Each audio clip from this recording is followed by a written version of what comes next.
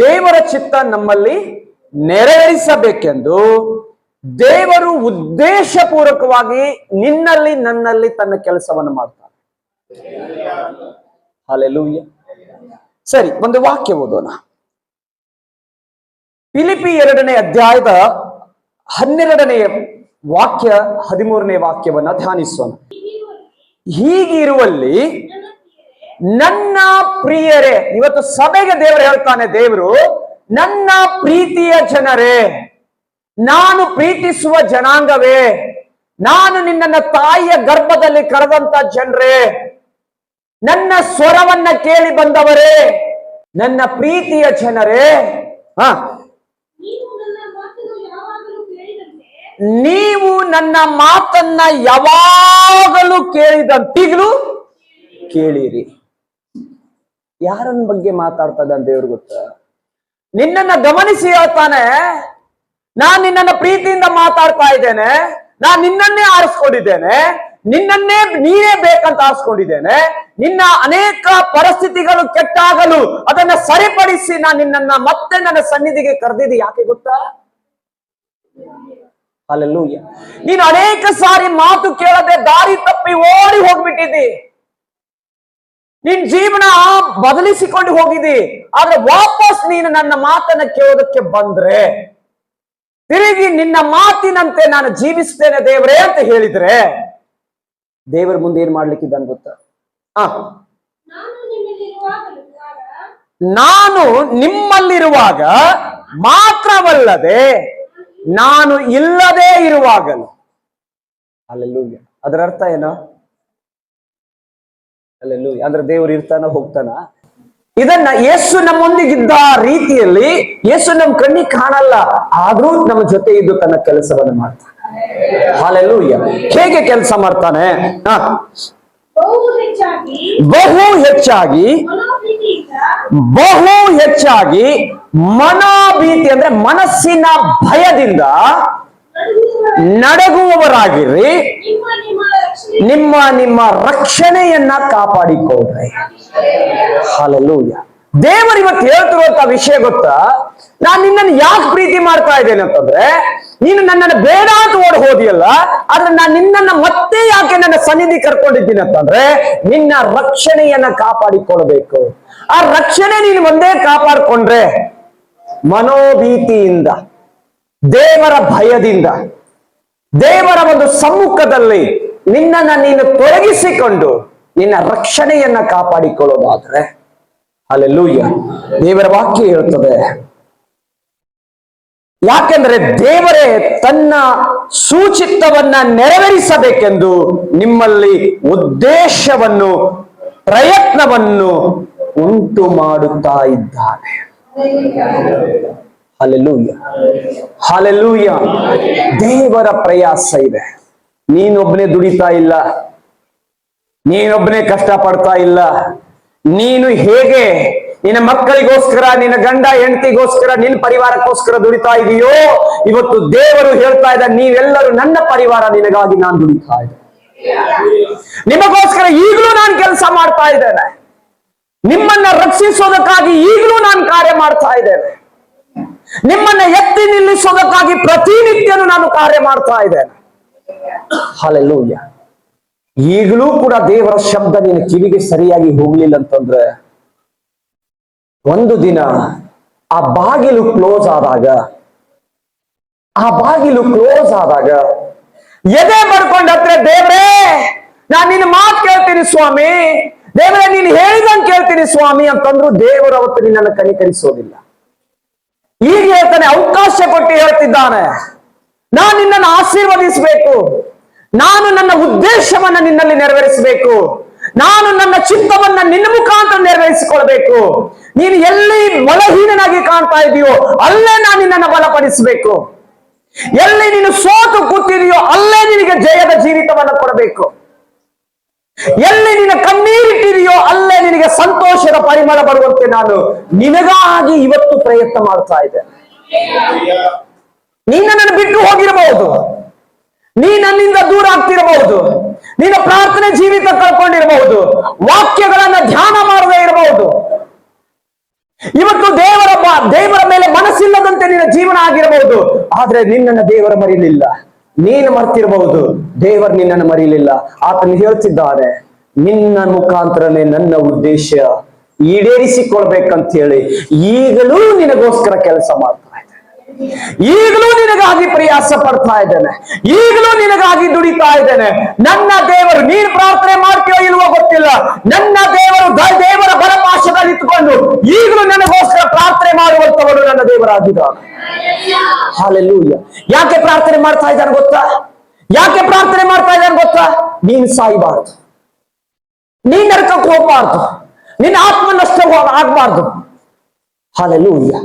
ಹೇಗಾದ್ರೂ ನೀನು ಪರಲೋಕ ರಾಜ್ಯಕ್ಕೆ ಬಂದು ಬಿಡಬೇಕಂತ ಹೇಳಿ ದೇವರು ಈಗಲೂ ನಿನಗಾಗಿ ಆತನು ಗೋಳಾಡಿ ಪ್ರಾರ್ಥನೆ ಮಾಡ್ತಾನೆ. ಪರಲೋಕದಲ್ಲಿ ಯೇಸು ಪ್ರಾರ್ಥನೆ ಮಾಡೋದಾದ್ರೆ ನಿನ್ನ ಒಳಗಡೆ ಕೂತ್ಕೊಂಡು ಪವಿತ್ರಾತ್ಮನು ವೇದನೆಯಿಂದ ಪ್ರಾರ್ಥಿಸ್ತಾನೆ. ಈಗಲೂ ಆತನ ಮಾತು ಅರ್ಥ ಆಗ್ತಿಲ್ವಾ? ಇವಾಗ್ಲೂ ಆ ಮಾತು ನಿನಗೆ ಅರ್ಥ ಆಗ್ಲಿಲ್ವೇ? ದೇವರು ಹೇಳ್ತಿದ್ದಾನೆ, ಮಗನೇ, ನೀ ನನ್ನಿಂದ ದೂರ ಆಗಿರಬಹುದು, ನಾನು ದೂರ ಆಗ್ಲಿಲ್ಲ. ನಿನ್ನ ತಾಯಿಯ ಗರ್ಭದಲ್ಲಿ ಪಿಂಡವಾಗಿರುವಾಗಲೇ ನನ್ನ ಕಣ್ಣುಗಳು ಕಂಡು ಈಗ ಹೆಂಗ ಮರೀಲಿ ನಿನ್ನನ್ನ? ಹಲ್ಲೆಲೂಯಾ.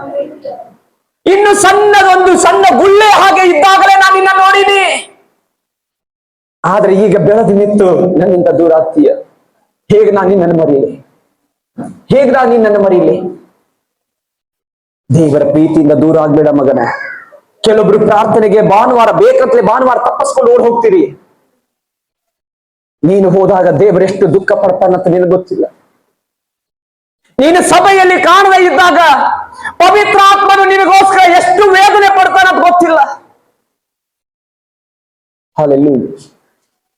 ನೀನು ನಗನಗುತ್ತಾ ಎಲ್ಲರ ಜೊತೆ ಓಡಾಡ್ತಾ ಇರ್ತಿ, ಎಲ್ಲರ ಜೊತೆ ಟೈಮ್ ಪಾಸ್ ಮಾಡ್ತಾ ಇರ್ತಿ, ಆದ್ರೆ ನನ್ನ ದೇವರು ಮಾತಿಲ್ಲದೆ ನರಳಾಟದಿಂದ ಪ್ರತಿನಿತ್ಯ ನಿನಗೋಸ್ಕರವಾಗಿ ಪ್ರಾರ್ಥನೆ ಮಾಡ್ತಾನೆ, ನಿನಗಾಗಿ ಕೇಳ್ತಾ ಇದ್ದಾನೆ. ಹಲ್ಲೆಲೂಯಾ. ಆದ್ರೆ ಇವತ್ತು ಕರ್ತನಿಂದ ದೂರ ಆಗೋದಕ್ಕೆ ಮಾಡಬೇಡ ಮಗನೇ, ಮನಸ್ಸು ಮಾಡಬೇಡ ಮಗಳೇ. ಏನು ಇದ್ದಾಗ, ಏನು ಇಲ್ಲದೆ ಇದ್ದಾಗ ನೀನ್ ಹೆಂಗಿದ್ದೀಯೋ ಇದ್ದಾಗಲೂ ಹೀಗೆ ಇರು. ಏನು ಎಲ್ಲ ಇದ್ದಾಗ ನೀನು ಹೆಂಗಿದ್ದೀಯೋ ಏನು ಇಲ್ಲದಾಗಲೂ ಹಾಗೆ ಇರು. ಯಾಕಂತಂದ್ರೆ ದೇವರು ನಿನ್ನನ್ನ ಕರೆದಿದ್ದಾನೆ. Hallelujah, hallelujah. ಯಾವಾಗ ದೇವರ ಕೆಲಸ ಮಾಡ್ತಾನೆ ಗೊತ್ತಾ? ಮನೋಭೀತಿಯಿಂದ ದೇವರನ್ನ ಹುಡುಕುವಾಗ, ದೇವರ ಭಯ ನಿನ್ನಲ್ಲಿ ಇರುವಾಗ. ಹಲ್ಲೆಲೂಯಾ. ಒಬ್ಬ ಸೇವಕರು ಹೇಳ್ತಿದ್ರು, ಒಂದು ನಾಯಿ ಕಾಲು ಮುರ್ಕೊಂಡು ಆ ಕಾಲಿನಿಂದ ಆ ಎಲು ಹೊರಗಡೆ ಬಂದಿತ್ತಂತೆ. ಆ ನೋವನ್ನು ತಾಳ್ಕೊಳ್ಳಾರ್ದೆ ಆ ನಾಯಿ ಬಹಳ ಒದ್ದಾಡಿ ಒದ್ದಾಡಿ ಒದ್ದಾಡಿ ಒದ್ದಾಡಿ ಕೂಗ್ತಾ ಇತ್ತಂತೆ, ಓಡಾಡ್ತಾ ಇತ್ತಂತೆ. ಸ್ವಲ್ಪ ಕೂಡ ನಿಂತ್ಕೊಳ್ಳೋದಕ್ಕೆ ಸಮಾಧಾನ ಇಲ್ಲ.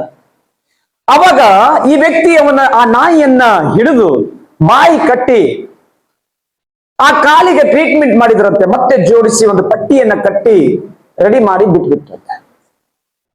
ಹಲ್ಲೆಲೂಯಾ. ಕುಂಟ್ಕೋದ್ ನಡೀತಾ ಇದ್ದಂತ ನಾಯಿ ನೋವು ಕಡಿಮೆ ಆಯ್ತು. ಅವಾಗ ಆ ಮನೆ ಸುತ್ತಲೇ ಅಲ್ಲೇ ಓಡಾಡ್ತಾ ಇತ್ತಂತೆ. ಸ್ವಲ್ಪ ದಿನ ಆದ್ಮೇಲೆ ಆ ನಾಯಿ ಮೇಲೆ ಕಟ್ಟಿದಂತ ಬಟ್ಟೆಯನ್ನ, ಆ ಪಟ್ಟಿಗಳು ಇರ್ತದಲ್ಲ, ಅದನ್ನ ಬಿಚ್ಚಿಬಿಟ್ರಂತೆ. ಬಿಚ್ಚಿದಾಗ ನಾಯಿ ಹೋಗಿದ್ ವಾಪಸ್ ಕಾಣ್ಲೇ ಇಲ್ಲ. ಆ ನಾಯಿ ವಾಪಸ್ ಕಾಣ್ಲೆ. ಪಟ್ಟಿ ಬಿಚ್ಚೋ ತನಕ ನಾಯಿ ಎಲ್ಲಿತ್ತು? ಹಲ್ಲೆಲೂಯಾ. ಒಬ್ಬ ಯಜಮಾನ, ಅವನಿಗೋಸ್ಕರ ಪ್ರಯಾಸ ಪಟ್ಟಂತ ವ್ಯಕ್ತಿಯನ್ನ ಜೊತೆಲೇ ಇತ್ತು. ಅವ್ರ ಮನೆ ಮುಂದೆ ಅವನ್ ಹಾಕಿದ್ದೇ ತಿಂದು ಅಲ್ಲೇ ಬಿದ್ದಿತ್ತು. ಯಾವಾಗ ಆ ಬಟ್ಟೆ ಬಿಚ್ಚಿಬಿಡ್ತೋ ಅದು ಹೋಗ್ಬಿಡ್ತಂತೆ. 3-4 ತಿಂಗಳ ಕಾಣ್ಲೇ ಇಲ್ಲ. ಇದೀರಾ ಇಲ್ಲೇ?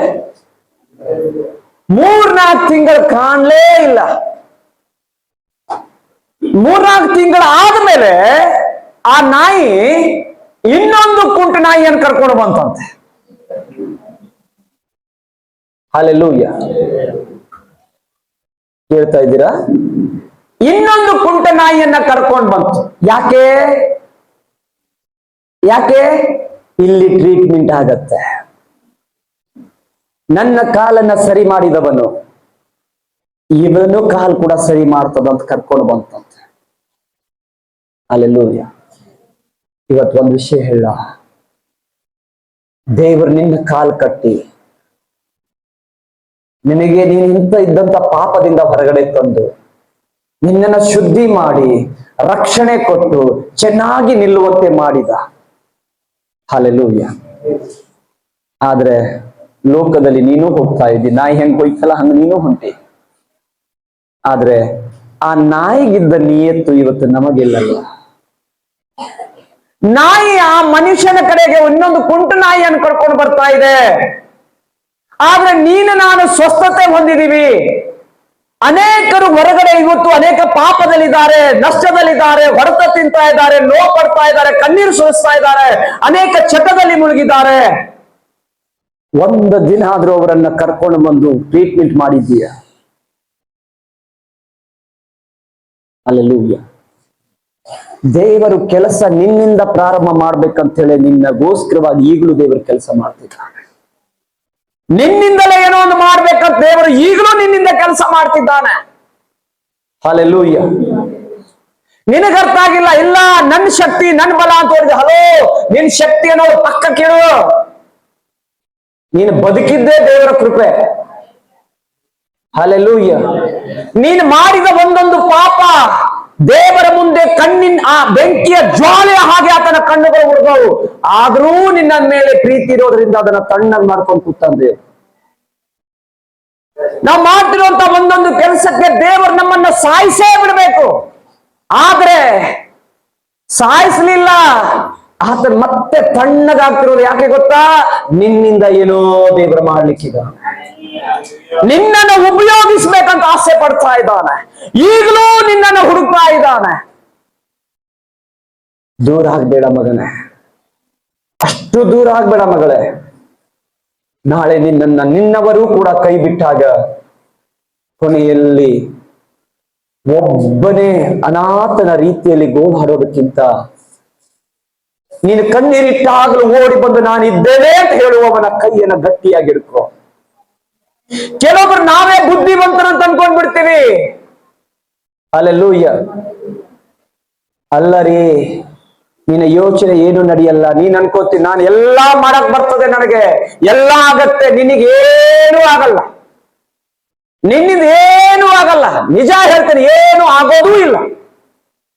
ಮಾಡಬೇಕಾದದ್ದು ಏನಾದ್ರೂ ಮಾಡ್ಬೇಕಂತ ಆಸೆ ಇದ್ರೆ ಬಂದು ದೇವರ ಸನ್ನಿಧಿಯಲ್ಲಿ ಬಿಡು. ನಿನ್ನನ್ನ ದೇವರು ತನ್ನ ಬಲದಿಂದ ನಿನಗೆ ಎತ್ತಿ ನಿಲ್ಲಿಸಿ ಮಾಡೋದಕ್ಕಾಗಿ ಹೊರಗಡೆ ಕೆಲಸ ಮಾಡೋದಕ್ಕೆ ಬಿಟ್ರೆ ಅವಾಗ ನೋಡ್ರಿ ಆದಾಯಗಳು ಹೇಗೆ ಪ್ರಾರಂಭವಾಗುತ್ತೆ. ನಾನು ಮಾಡ್ತೀನಿ ಅಂತ ಹೋದ್ರೆ ಖಂಡಿತವಾಗಿ ಹೇಳ್ತಾನೆ ನಿನ್ನಿಂದ ಏನು ಆಗಲ್ಲ. ಹಲ್ಲೆಲೂಯಾ. ಅಲೆಕ್ಸಾಂಡರ್ ಗೊತ್ತಲ್ಲ? ಅಲೆಕ್ಸಾಂಡರ್ ಗೊತ್ತಾ? ನಮ್ಮ ಭಾರತ ದೇಶದಲ್ಲಿ ಕೂಡ ಆತನ ಬಂದು ಹೋಗಿದ್ದಾನೆ. ಎಲ್ಲಾ ದೇಶಗಳನ್ನ ಗೆದ್ದುಕೊಂಡು ಬಂದ. ಹಿಸ್ಟ್ರಿ ಹೇಳುತ್ತೆ, ಓದಿ ನೋಡಿ. ಎಲ್ಲಾ ದೇಶಗಳನ್ನ ಗೆದ್ದುಕೊಂಡು ಬಂದ. ನನ್ನ ಶಕ್ತಿಶಾಲಿ ಯಾರು ಇಲ್ಲ, ನನ್ನಷ್ಟು ಬಲಿಷ್ಠ ಯಾರು ಇಲ್ಲ, ನನ್ನ ಕೈಯಲ್ಲಿ ಎಲ್ಲ ಅಧಿಕಾರ ಇದೆ, ನಾನೇ ನಾನೇ ನಾನೇ ಅಂತ ಮೆರೆದ. ಹಲ್ಲೆಲೂಯಾ.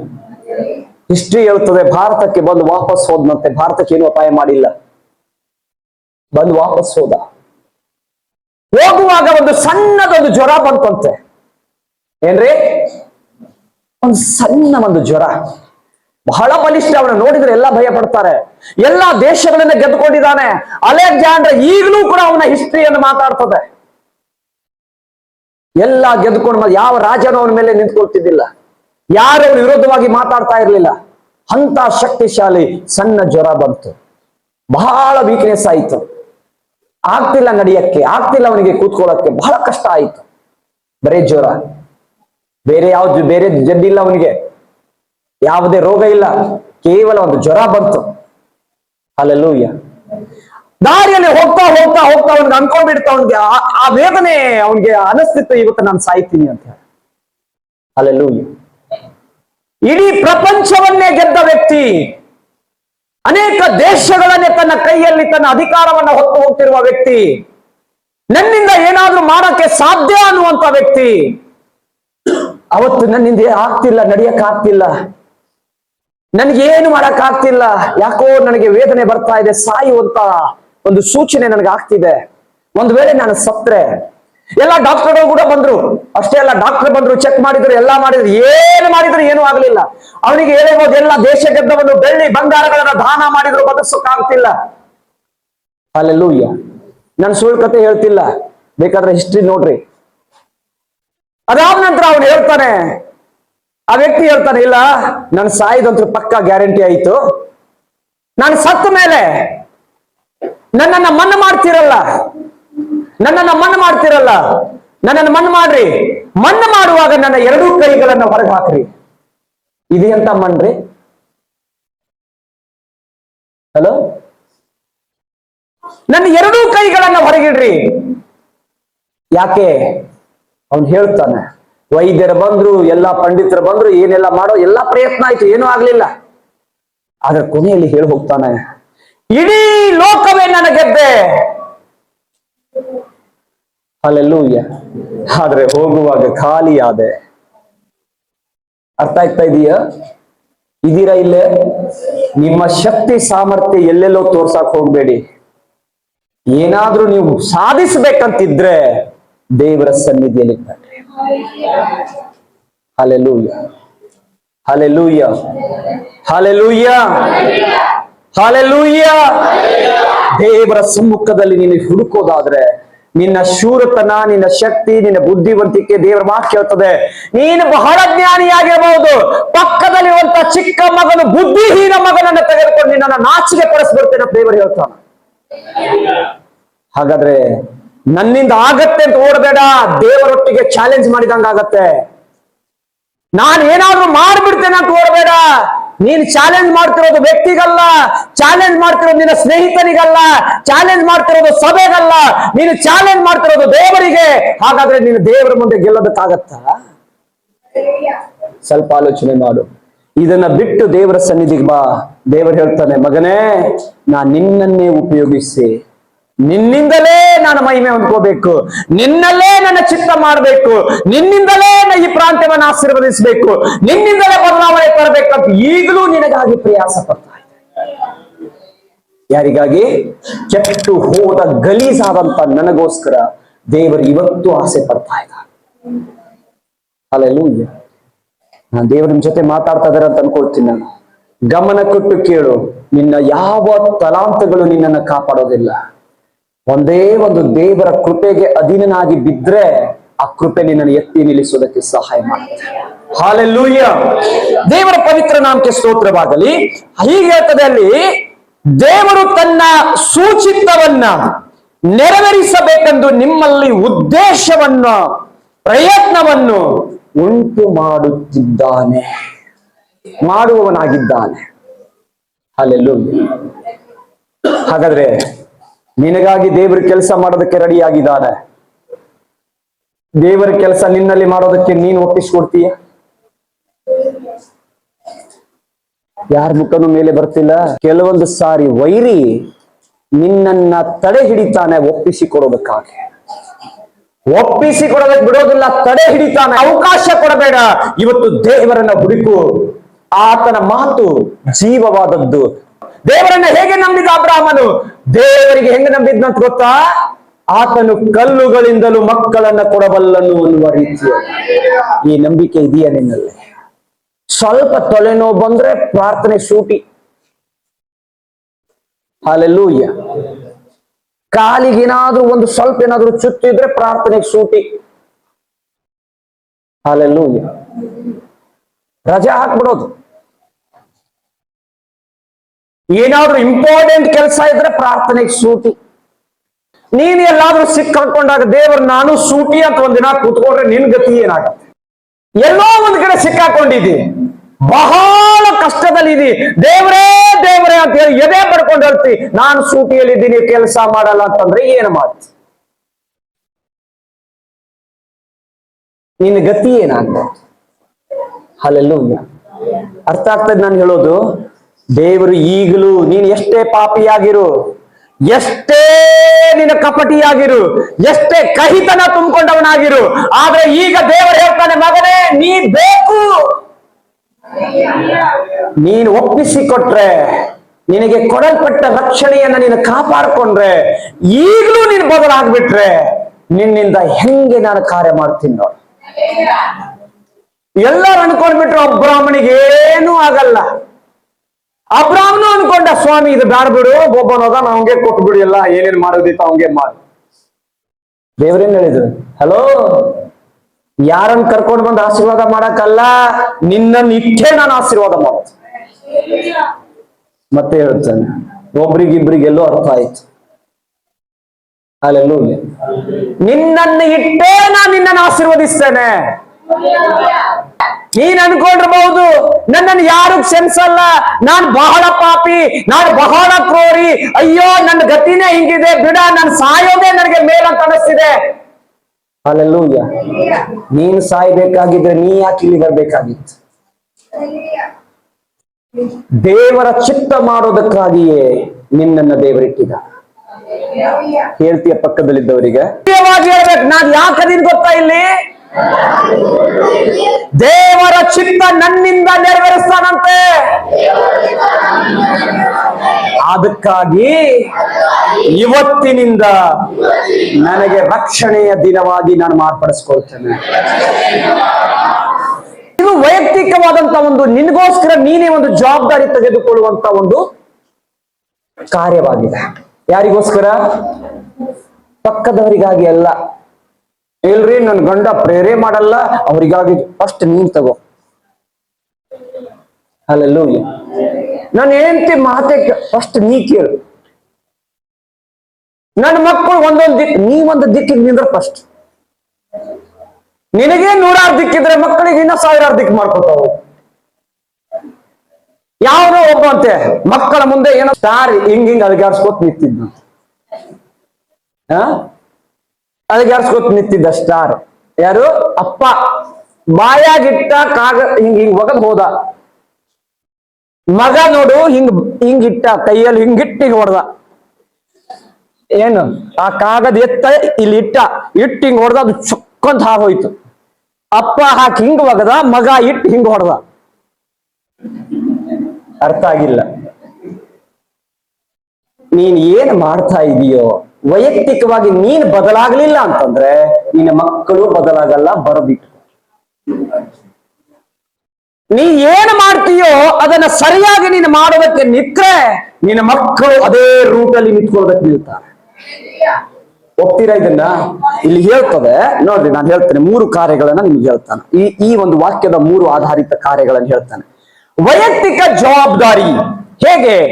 ಇದ್ದಾಗ ನೀನು ಒಂಟಿಯಾಗಿದ್ದಾಗಲೂ ನೀನು ಎಲ್ಲಿದ್ದೀಯ ಅಂತ ಜವಾಬ್ದಾರಿ ನಿನ್ಗೆ ಬರ್ಬೇಕು.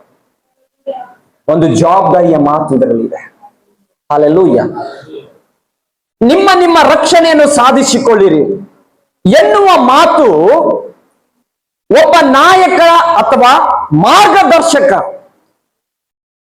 ಒಬ್ಬ ನಾಯಕ ಮತ್ತು ಒಬ್ಬ ಮಾರ್ಗದರ್ಶಕ ಪಕ್ಕದಲ್ಲಿ ಇದ್ದರೂ ಸರಿಯೇ, ಇಲ್ಲದಿದ್ದರೂ ಸರಿಯೇ, ತನ್ನ ಶಿಸ್ತಿನಲ್ಲಿ ಬೆಳೆಯುವಂಥದ್ದೇ ವೈಯಕ್ತಿಕವಾದಂತ ಜವಾಬ್ದಾರಿ.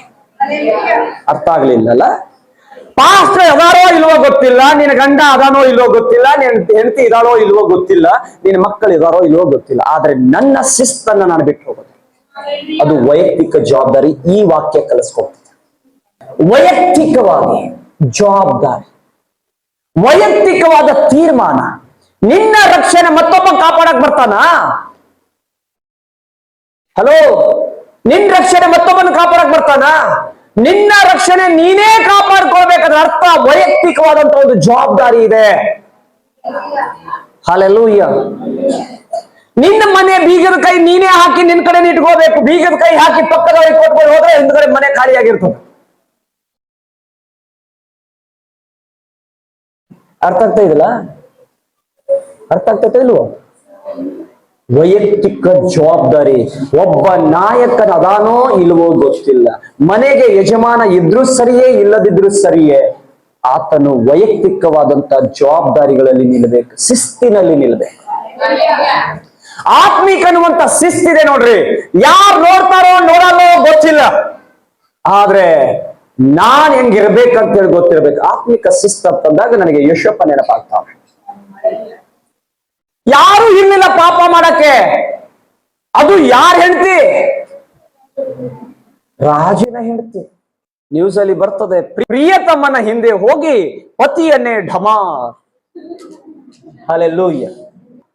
ಅದೇ ಕೆಲಸ ರಾಣಿ ಮಾತನ್ನ ಕೇಳಿ ಯೋಸೇಫ ರಾಜನ್ ಢಮಾರ್ ಮಾಡಬೇಕಿತ್ತು. ಆದ್ರೆ ತನ್ನ ವೈಯಕ್ತಿಕವಾದ ಶಿಸ್ತನ್ನ ಬಿಡ್ಲಿಲ್ಲ. ತನ್ನ ಒಬ್ಬನೇ ಅಧೀನನ್ನುವಂತ ಪ್ರಜ್ಞೆ ಇದ್ರೂ ಕೂಡ ನಾನು ಯಾರು ಅನ್ನುವಂತ ಭಯ ಅವನಿಗಿದ್ದರಿಂದ ಅವನ ಶಿಸ್ತಿನಲ್ಲಿ ನಿಂತ. ಯಾವಾಗ ಅವನು ವೈಯಕ್ತಿಕ ಶಿಸ್ತಿನಲ್ಲಿ ನಿಂತನೋ ಅದೇ ರಾಣಿಯ ಮುಂದೆ ಕಾಲ ಮೇಲೆ ಕಾಲ್ ಹಾಕೊಂಡು ಕೂತಿರ್ತಾನೆ. ಆ ಅಧಿಕಾರಕ್ಕೆ ತಂದಿದ್ಯಾರು? ದೇವರು. ಅದಕ್ಕೆ ಕಾರಣ ಏನು? ತನ್ನ ಶಿಸ್ತನ್ನ ಬಿಟ್ಟು ಹೋಗದೇ ಇರೋದು.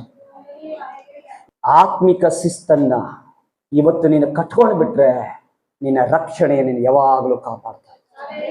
ಯೋಸೇಫ ಹೇಳ್ತಾನೆ, ನನ್ನ ದೇವರ ಮುಂದೆ ಹೇಗೆ ಪಾಪ ಮಾಡ್ಲಿ, ಹೇಗೆ ಪಾಪ ಮಾಡ್ಲಿ ನನ್ನ ದೇವರ ಮುಂದೆ. ಅಂದ್ರೆ ದೇವರನ್ನ ಇಟ್ಕೊಂಡ. ದೇವರು ಇಲ್ಲ ಅಂತ ಮನಸ್ಸಿಗೆ ಬಂದಿದ್ರೆ ಪಾಪ ಮಾಡ್ಬಿಡ್ತಿದ್ದ. ಕೇಳ್ತಾ ಇದ್ದೀರಾ? ಅವನಿಗೆ ಗೊತ್ತಿತ್ತು ದೇವರು ನನ್ನ ಜೊತೆ ಇದ್ದಾನಂತ ಹೇಳಿ. ಆದ್ರೆ ಕಣ್ಣಿಗೆ ಕಾಣಲ್ಲ, ಆದ್ರೂ ದೇವರ ಅಂತ ಗೊತ್ತಿತ್ತು ಅವನಿಗೆ. ನನ್ ದೇವರ ಮುಂದೆ ಹೆಂಗ ಪಾಪ ಮಾಡ್ಲಿ ಅಂದ್ರೆ ದೇವರು ಇಲ್ಲದಿದ್ರೆ ಪಾಪ ಮಾಡ್ತಿದ್ನೋ ಇಲ್ವೋ? ಮಾಡ್ತಿದ್ನೋ ಇಲ್ವೋ? ಈಗ ನಮ್ ಬುದ್ಧಿ ಹಂಗೈತು ಗೊತ್ತಂದ್ರೆ, ದೇವರ ಕಣ್ಣಿಗೆ ಕಾಣ, ದೇವರು ಇಲ್ಲ ಬಿಡು ಅಂತ ನುಗ್ಗೇ ಬಿಡು. ಹಲ್ಲೆಲೂಯಾ. ಮೊದಲನೇದಾಗಿ ಆತ್ಮಿಕ ಶಿಸ್ತನ್ನ ಕಾಪಾಡಿ. ಆತ್ಮಿಕ ಶಿಸ್ತು. ನಿನಗೆ ಶಿಸ್ತಿಲ್ಲ ಅಂತಂದ್ರೆ ನಿನ್ನ ಮಕ್ಕಳಿಗೂ ಶಿಸ್ತಿರೋದಿಲ್ಲ. ಹಲ್ಲೆಲೂಯಾ. ನಿನ್ನ ಮನೆಯನ್ನ ನೀನೇ ಸರಿಯಾಗಿ ಗುಡಿಸೋದು ಗೊತ್ತಿಲ್ಲ ಅಂತಂದ್ರೆ ನಿನ್ನ ಮಕ್ಕಳು ಗುಡಿಸೋದಿಲ್ಲ. ಬೇಜವಾಬ್ದಾರಿಯಾಗಿ ನೀ ನಡೆದ್ರೆ ನಿನ್ನ ಮಕ್ಕಳು ಬೇಜವಾಬ್ದಾರಿಯಾಗಿ ನಡೀತಾರೆ. ಮೊದಲನೆಯ ಶಾಲೆ ಯಾವುದು ಗೊತ್ತಾ ಮಕ್ಕಳಿಗೆ? ನಿನ್ನ ಮನೆ ತಾಯಿ, ತಂದೆ ತಾಯಿ. ಹಾಗಾದ್ರೆ ನಿನ್ನಲ್ಲಿ ಆ ಶಿಸ್ತಿಲ್ಲ ಅಂತಂದ್ರೆ ನಿನ್ನ ಹೊರಗಡೆ ಎಷ್ಟು ಶಿಸ್ತಾಗಿದ್ದೇನೆ ಅಂತ ಬಟ್ಟೆ ಹಾಕೊಂಡು ಬಂದ್ರೆ ಇದು ತೋರಿಕೆ. ಆದ್ರೆ ದೇವರೇನು ಹೇಳ್ತಾರೆ ಗೊತ್ತಾ? ನಿನ್ನ ಶರೀರದಲ್ಲ, ಹೃದಯದಲ್ಲಿ, ಆತ್ಮದಲ್ಲಿ ನಿನ್ನ ಶೃಂಗಾರ ಮಾಡ್ಕೋ. ನೀನು ಒಂದು ಶಿಸ್ತನ್ನ ಇಟ್ಕೋ.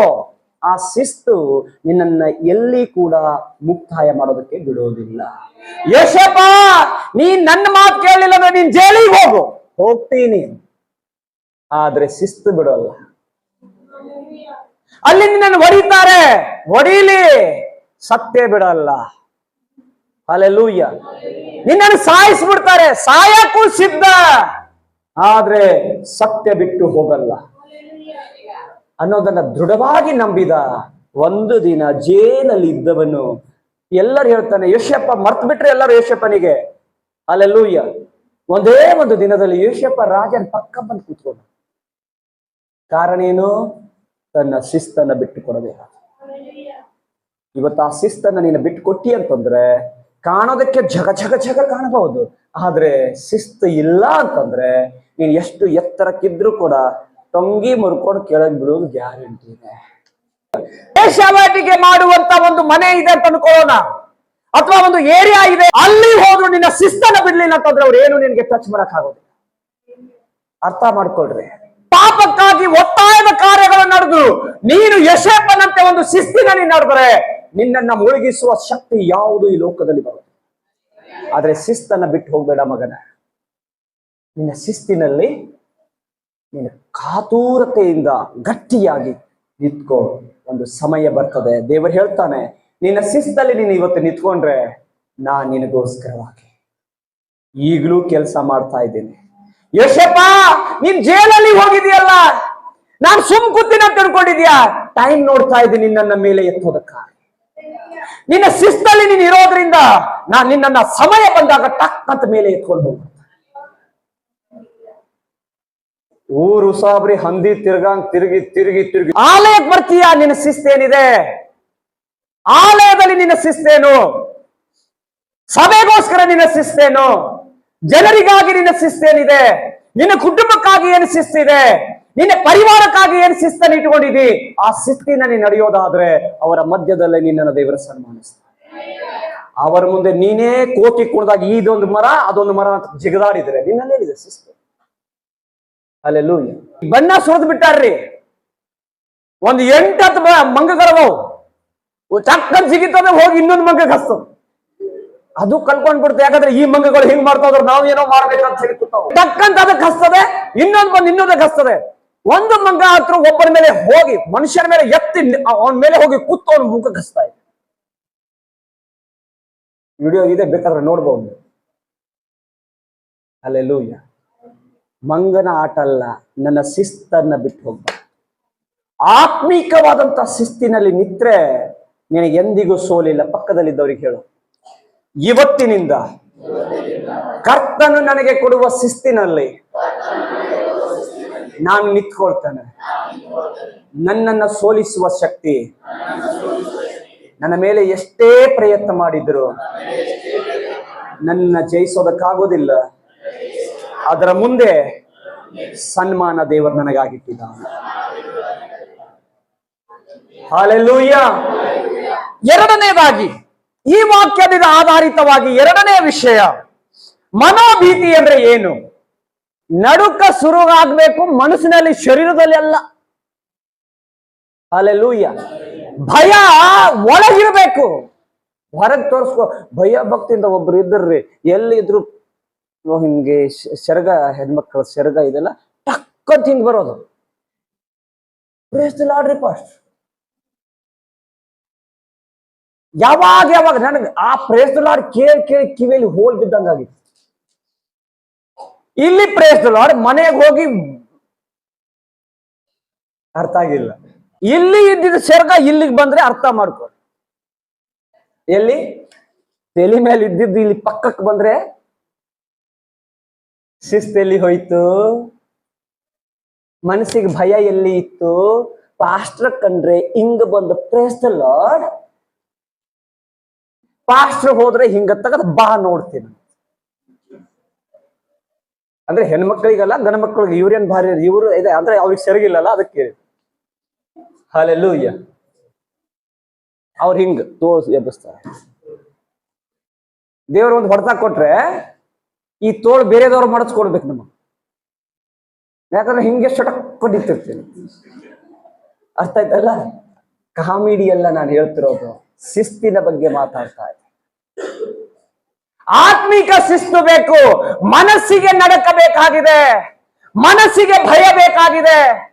ಯಾರು ನೋಡ್ತಾರೋ ನೋಡೋದಿಲ್ಲೋ ಬೇಕಾಗಿಲ್ಲ, ನಾನು ದೇವರ ಮಗನು ಅಂತ ಮನಸ್ಸು ಚೆನ್ನಾಗಿ ಅರ್ಥ ಮಾಡ್ಕೋಬೇಕು. ಒಂದು ಸುಳ್ಳು ಮಾತಾಡುವಾಗ ಮನಸ್ಸಿಗೆ ಚುಚ್ಚಿದಂಗಾಗ್ಬೇಕು. ಅವತ್ತು ಊಟ ಸೇರಬಾರ್ದು. ಹಲ್ಲೆಲೂಯಾ. ಏನಾದ್ರೂ ತಪ್ಪು ಮಾಡಿದಾಗ ಅವತ್ತು ಎದೆ ಬಡ್ಕೊಂಡರಬೇಕು.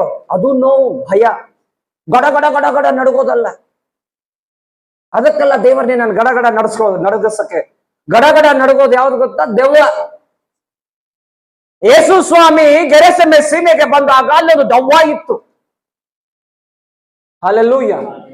ನಡುಗಿ ಓಡಿ ಹೋಗಿ, ನನ್ನನ್ನು ಬಿಟ್ಬಿಡು ಸ್ವಾಮಿ, ಈಗ ನನ್ನ ನಾಶ ಮಾಡಕ್ ಬಂದೀಯ ಅಂತ ಹೇಳಿದ್ರು. ಯಾವ್ದು ಕೇಳಿದದು? ದೆವ್ವ.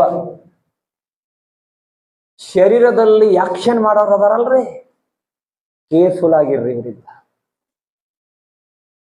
ಮನಸ್ಸಿಗೆ ಭಯ ಬೇಕು. ದೇವರು ನಿನ್ನ ಜೊತೆಗೋಸ್ಕರ ಕೆಲಸ ಮಾಡ್ತಾ ಇದ್ದಾನೆ, ಈಗಲೂ ಕೆಲಸ ಮಾಡ್ತಾ ಇದ್ದಾನೆ. ನಿನ್ನನ್ನ ದೇವರ ಕೆಲಸ ಮಾಡ್ತಿರೋದು ನಿನ್ನನ್ನ ಅಭಿವೃದ್ಧಿ ಪಡಿಸಿ ನಿಲ್ಲಿಸೋದಕ್ಕೆ. ಯೋಸೇಫನಿಗೆ ಕಷ್ಟ ಬಂತು, ಅಪ್ಪನಿಗೆ ಏನೋ ನನಗೆ ಹಿಂಗೆಲ್ಲ ಕನಸು ಬಂತಪ್ಪ ಅಂತದಾಗ ಹೋಗೋ ಅಂತ ಕಳಿಸ್ಬಿಟ್ರು. ಅಣ್ತಂಬ್ರಿಗೆ ಹೇಳಿದ್ರೆ ನಮ್ಗೆ ನಮ್ಮ ಮೇಲೇನೆ ಅಧಿಕಾರ ನಡೆಸ್ತೀಯನಿ ಅಂತ ಕಾಲ ಕೈ ಕಟ್ಟು ಬಾವಿ ಆಗೋದು. ಬೇಡ, ಇಲ್ಲಿ ಒಗಿದ್ ಬೇಡ ಅಂತ ಮಾರ್ಬಿಟ್ರು. ಅವ್ರು ಹೋಗಿ ಇನ್ನೊಬ್ರನ್ನ ಮಾರಿದ್ರು. ಅವನ್ 40% ತಗೊಂಡ. ಅಲ್ಲಿ ಆದ್ರೂ ಸೇಫ್ ಇರ್ತೀನಿ ಅಂತಂದ್ರೆ ಆಕೆ ಹೋಗಿ ಎಲ್ಲೋ ಸೇರಿಸ್ಬಿಟ್ರು ಜೈಲಲ್ಲಿ. ಆದ್ರೂ ಅವನ ಸ್ಥಿರಸ್ಥಿತತೆಯನ್ನು ಬಿಡ್ಲಿಲ್ಲ, ತನ್ನ ಶಿಸ್ತನ್ನ ಬಿಟ್ಟು ಹೋಗಲಿಲ್ಲ, ತನ್ನ ಮನಸ್ಸಿಗೆ ನೋವು ಪಡಿಸ್ಕೊಂಡಿಲ್ಲ, ತನ್ನ ಮನಸ್ಸಿನಲ್ಲಿ ಯಾವ ದೋಷ ಇಟ್ಕೊಂಡಿಲ್ಲ, ಯಾವುದೇ ಸಂಗತಿಗಳನ್ನು ಇಟ್ಕೊಂಡಿಲ್ಲ. ಆತನ ಯಥಾರ್ಥವಾಗಿ ದೇವರಿಗೆ ಭಯಪಡುವ ವ್ಯಕ್ತಿಯಾಗಿದ್ದ, ಯಥಾರ್ಥವಾಗಿ ದೇವರ ದರ್ಶನವನ್ನ ಬಯಸುವನಾಗಿದ್ದ. ಜೈಲಲ್ಲಿ ಇದ್ರೂ ಕೂಡ ದೇವರ ದರ್ಶನಗಳನ್ನ ಕಾಣ್ತಿದ್ದ. ಹೇಳ್ತಿದ್ದೀರಾ? ಅವನ ಉದ್ದೇಶದಿಂದ ಹೊರಗೆ ಬರಲೇ ಇಲ್ಲ. ದೇವರೊಂದಿಗೆ ಒಂದು ನಿಕಟವಾದ ಸಂಬಂಧವಿತ್ತು. ನಾನು ಹೇಳ್ತೇನೆ, ನೀನು ಜೇಲಿಗಾರಾದ್ರೂ ಹೋಗು, ಯೌವನನಂತೆ ನೀರಿನ ತಳಕ್ಕಾದ್ರೂ ಹೋಗು, ಚಿತ್ತದ ಪ್ರಕಾರ ನೀನು ಬೇಡಿದ್ರೆ ದೇವರು ಹೆಂಗಾದ್ರೂ ನಿನ್ನನ್ನು ಉಪಯೋಗಿಸ್ತಾನೆ. ಈ ಯೋನಾದ ನೋಡ್ರಿ, ನ್ಯಾಯಾಧೀಶನಾದಂತ ಯೆಹೋವನ ಸೇವಕನು ಇಲ್ಲಿ ಯಾಕೆ ಬಂದಿ? ದೇವರ ಸೇವಕರೇ, ನೀನ್ ಯಾಕೆ ಇಲ್ಲಿ ಬಂದಿ? ದಾರಿ ತಪ್ಪಿ ಭಯದಿಂದ ಬಂದೀನಿ. ಮನಸ್ಸು ಹೇಳ್ತದೆ, ಸತ್ರನೇ ಪರಿಹಾರ ನಿನಗೆ. ಯೋನ ಅನ್ಕೊಂಡ, ನನ್ನ ಎತ್ತಿ ಹಾಕ್ರಿ. ಆ ಜನಕ್ಕೆ ಹಾಕಕ್ ರೆಡಿ ಇಲ್ಲ. ನಿಮ್ಮೇಲೇನು ದೋಷ ಬರೋದ್ ಬೇಡ, ಒಂದು ಚೀಟಿ ಎಲ್ಲಾರ ಹೆಸರು ಬರೀರಿ, ನಂದು ಒಂದು ಹೆಸರು ಬರೀರಿ, ಅದ್ರಾಗ ಒಂದು ಚೀಟಿ ಎತ್ತೋಣ, ಇವಂದೇ ಹೆಸರು. ಈಗಲಾದ್ರೂ ನಿಮ್ಮ ಮೇಲೆ ಯಾವ ದೋಷ ಬರಲ್ಲ, ನಾನು ಎತ್ತಿ ಹಾಕ್ರಿ ಅಂತಂದ. ಎತ್ತಿ ಹಾಕಿದ್ರು.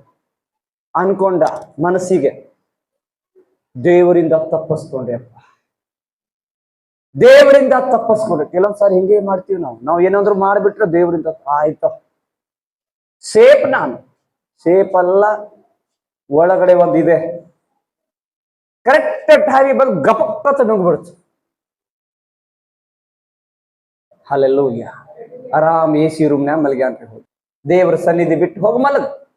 ಒಂದಿನ ನೋಡಿದ್ದ, 2 ದಿನ ನೋಡಿದ್ದ, 3 ದಿನ ನೋಡಿದ್ದ, ಆಗಲ್ಲ ಅಪ್ಪ. ಅಪ್ಪ ಎಸಿ ಅದ್ ಕೂತೆ ಯಾಕೋ ಬಿಸಿ ಬಿಸಿ ಬರ್ತಾ ಇದೆ, ನಿನ್ ಮಾತು ಕೇಳ್ತೀನಪ್ಪ. ಯಾವಾಗ ಬಂತು?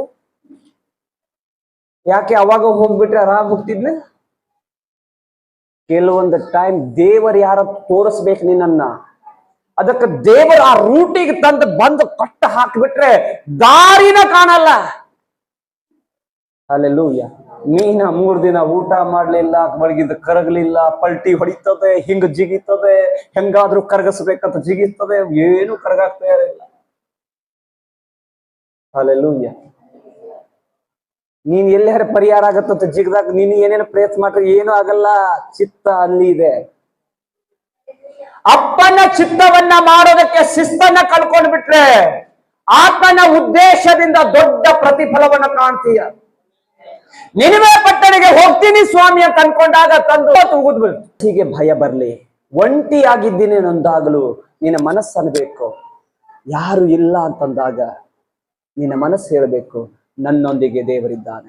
ಅದಕ್ಕೆ ದಾವೀದನು ಹೇಳ್ತಾರೆ, ನನ್ನ ಮನವೇ. ಎಂಥ ಮಾತ್ರೆ! ಶರೀರಕ್ಕೆ ಬಲ ಇಲ್ಲ, ಶರೀರ ಗಡ ಗಡ ಗಡ ನಡುತ್ತಾ ಇದೆ. ಮನಸ್ಸಿಗೆ ಹೇಳ್ತಾನೆ, ಮನಸ್ಸೇ ಭಯ ಪಡಬೇಡ, ಧೈರ್ಯವಾಗಿರು, ದೇವರು ನನ್ನ ಜೊತೆ ಇದ್ದಾನೆ, ದೇವರಿದ್ದಾನೆ, ಕಾರ್ಯ ಮಾಡ್ತಾನೆ, ದೇವರು ಬದಲಿಸ್ತಾನೆ ಅಂತ ಹೇಳಿ ತನ್ನನ್ನು ತಾನು ಧೈರ್ಯ ಪಡಿಸ್ಕೊಳ್ತಾ ಇದ್ದಾನೆ. Hallelujah, hallelujah. ಹಾಗಾದ್ರೆ ಅಂತ ಮನಸ್ಸು ನಿನಗಿರಬೇಕಂತ ಆಸೆ. 3ನೇದಾಗಿ, ದೇವರ ಉದ್ದೇಶ ಅಥವಾ ದೇವರ ಕೃಪೆ ಇದರಲ್ಲಿ ಇದೆ. ದೇವರ ಉದ್ದೇಶ ನೆರವೇರಿಸಬೇಕಂತೆ ದೇವರು ನಿನಗೋಸ್ಕರ ಕೆಲಸ ಮಾಡ್ತಾ ಇದ್ದಾನಲ್ಲ. ಇದೀರಾ ಇಲ್ಲೇ? ಮಾಡ್ತಾ ಇದ್ದಾನಲ್ಲ. ಹಾಗಾದ್ರೆ ದೇವರ ಉದ್ದೇಶ ಏನು? ಹಲ್ಲೆಲೂಯಾ. ದೇವರ ಚಿತ್ತವನ್ನ ಮಾಡುವಂತ ವ್ಯಕ್ತಿ ಅವನ ಜೀವನದಲ್ಲಿ ಏನೇ ನಡೆದ್ರೂ ಕೂಡ ಅವನು ಸಮಾಧಾನವಾಗಿರ್ತಾನೆ. ಒಬ್ಬರ ಬಾಯಲ್ಲಿ ಆಮೇಲೆ ಬರ್ಲಿಲ್ಲ ಅಂದ್ರೆ ನೀವು ಯಾರು ಸಮಾಧಾನವಾಗಿ ಇಲ್ಲ, ಯಾರು ಸಮಾಧಾನನೇ ಇಲ್ಲ, ನೆಮ್ಮದಿನೇ ಇಲ್ಲ, ಎಲ್ಲ ಕಳ್ಕೊಂಡು ಬಂದಿದ್ದೀವಿ. ಆದ್ರೆ ದೇವರ ಉದ್ದೇಶದಲ್ಲಿ ನಡೀತಾ ಇದ್ದೇನೆ, ದೇವರು ನನಗೆ ಒಳ್ಳೆಯದೇ ಮಾಡ್ತಾನೆ, ದೇವರು ನಾನು ಬಿದ್ರೆ ನನ್ನನ್ನು ಎತ್ತುತ್ತಾನೆ, ದೇವರನ್ನ ಪರಿಸ್ಥಿತಿಗಳನ್ನ ಬದಲಿಸ್ತಾನೆ ಅಂತ ಹೇಳಿ ಯಾವಾಗ್ಲೂ ದೇವರನ್ನ ನೋಡುವ ವ್ಯಕ್ತಿ ಯಾವುದರ ಮೇಲೆ ಡಿಪೆಂಡ್ ಆಗೋದಿಲ್ಲ. ಅವನು ಯಾವಾಗ್ಲೂ ದೇವರ ಕಡೆ ಕಣ್ಣುಗಳನ್ನು ದೈವಿಕ ಸಮಾಧಾನ. ಅದಕ್ಕೆ ಯೇಸು ಹೇಳಿದ್ದು ಏನ್ ಹೇಳಿದ್ದು? ಯೇಸು ಏನ್ ಹೇಳಿದ್ದು? ನಾನು ಹೋಗ್ತೀನಿ, ಹಲ್ಲೆಲೂಯಾ, ಆದ್ರೆ ನಿಮಗೆ ಸಮಾಧಾನ ಶಾಂತಿಯನ್ನ ಬಿಟ್ಟು ಹೋಗ್ತೀನಿ. ಲೋಕ ಕೊಡುವ ರೀತಿಯಲ್ಲಿ ಅಲ್ಲ, ನನ್ನಲ್ಲಿರುವ ಸಮಾಧಾನ ಶಾಂತಿಯನ್ನು. ದೇವರ ಉದ್ದೇಶ ಏನು ಗೊತ್ತಾ? ನನ್ನ ಮಕ್ಕಳು ಯಾವಾಗಲೂ ಸಮಾಧಾನವಾಗಿರಬೇಕು, ನನ್ನ ಮಕ್ಕಳು ಯಾವಾಗಲೂ ಸಂತೋಷವಾಗಿರಬೇಕು, ನನ್ನ ಮಕ್ಕಳು ಯಾವಾಗಲೂ ನಗನಗತಾ ಇರಬೇಕು, ನನ್ನ ಮಕ್ಕಳು ಯಾವಾಗಲೂ ಅಭಿವೃದ್ಧಿ ಹೊಂತಾನೆ ಇರಬೇಕು, ನನ್ನ ಮಕ್ಕಳು ಯಾವಾಗಲೂ ನನ್ನ ಜೊತೆನೇ ಇರಬೇಕು, ನನ್ನ ಮಕ್ಕಳು ಯಾವಾಗಲೂ ನನ್ನ ಮಾತು ಕೇಳಬೇಕಂತ ಹೇಳಿ ಪ್ರತಿನಿತ್ಯ ದೇವರು ಎದುರು ನೋಡ್ತಾ ಇದ್ದಾನೆ. ಆದ್ರೆ ನಮ್ಮ ಮನಸ್ಸನ್ನ ಕೆಡಿಸ್ಕೊಂಡು ದೇವರಿಂದ ದೂರಾಗಿ ಸಮಾಧಾನ ಕಳ್ಕೊಂಡು ಓಡಾಡ್ತಾ ಇದೀವಿ. ಹಲ್ಲೆಲೂಯಾ. ಪ್ರೀತಿಯ ದೇವರ ಮಗನೇ, ಪ್ರೀತಿಯ ದೇವರ ಮಗಳೇ, ದೇವರ ಸಮಾಧಾನ ಬೇಕಾ? 3 ವಿಷಯ ಹೇಳಿದೆ. ವೈಯಕ್ತಿಕವಾದ ಜವಾಬ್ದಾರಿ.